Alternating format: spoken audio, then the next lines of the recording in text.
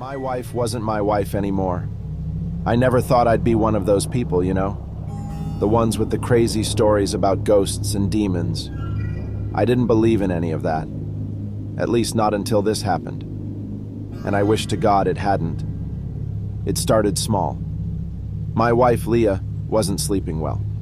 She was tossing and turning every night, talking in her sleep. Stuff that didn't make any sense. At first, I thought it was stress. I mean, we had just moved into this old house in a quiet neighborhood.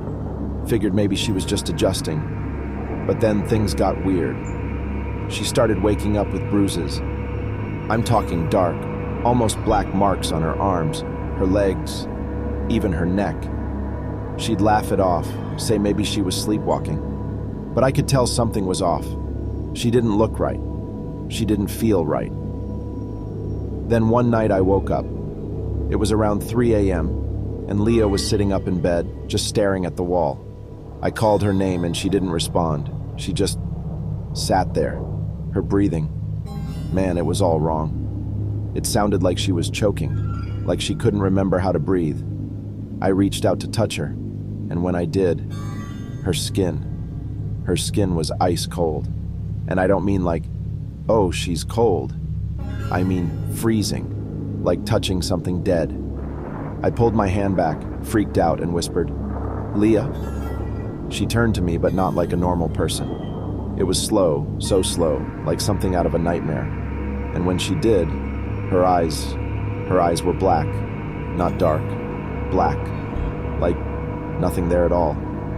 I backed up so fast I nearly fell out of the bed. I didn't know what to do. My heart was pounding, and then she smiled at me. But it wasn't her smile. I swear to you, it was like something else.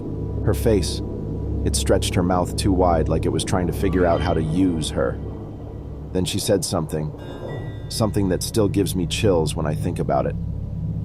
In this voice that wasn't hers, like a mix of voices all speaking at once, she said, "You can't save her."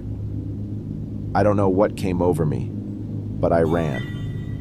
I ran out of the room and slammed the door behind me. I couldn't stay in there with her. I know that sounds weak, but I've never been more scared in my life. I didn't sleep at all that night. I just sat on the couch, staring at the door, waiting for her to come through it. And she did. It must have been hours later, just before dawn. I heard footsteps, slow, heavy, and then the door creaked open. She was standing there in the hallway, looking at me like nothing had happened. "Come to bed, babe," she said, like everything was fine. But I knew it wasn't her. The next morning, she was completely normal again. Laughing, talking, making breakfast like she always did. She didn't remember a thing, but I did. And every time I looked at her, all I could see were those black eyes, that twisted smile. It kept getting worse. She started zoning out in the middle of conversations, just staring off into nothing. Sometimes I'd catch her mumbling to herself, but I could never make out what she was saying. The house, it didn't feel right anymore either. It was like it had turned against me. Lights flickering, furniture moving just enough to make you think you imagined it, cold spots that would send a chill straight through you. I couldn't take it. I called a priest. I know, it sounds ridiculous, but I was desperate. I didn't know what else to do. So he comes over, blesses the house, says some prayers. For a while I thought maybe that was it. Leah seemed like herself again.